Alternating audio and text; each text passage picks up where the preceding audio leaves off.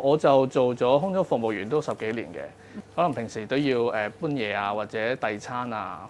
咁可能因為日積月累啦，平時姿勢又唔好啦。最近呢2-3年我腰開始痛嘅，每半年都會翻發一次。翻發完之後，每次都 last 咗1至2個月先至會好翻嘅。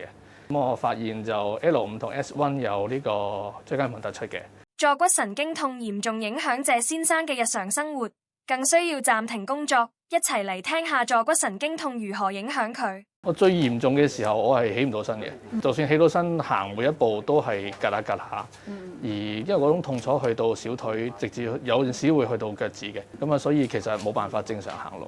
我平時準時3點就會醒㗎啦，痛醒嘅，痛到之後就一路好似抽筋咁痛咯，係啦，痛完之後就冇辦法再瞓翻，情況都好嚴重。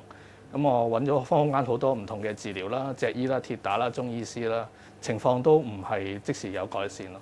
直到我揾到呢個儀器之後咧，咁我戴咗半個鐘之後，個效果係非常顯著啦。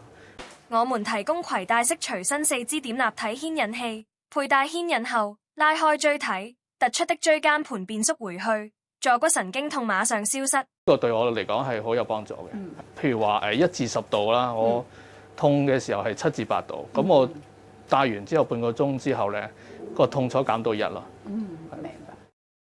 謝先生佩戴了1星期的牽引器後，走得比以前更好，睡得比以前更久，最重要是痛楚減輕了。有興趣者立即預約試戴。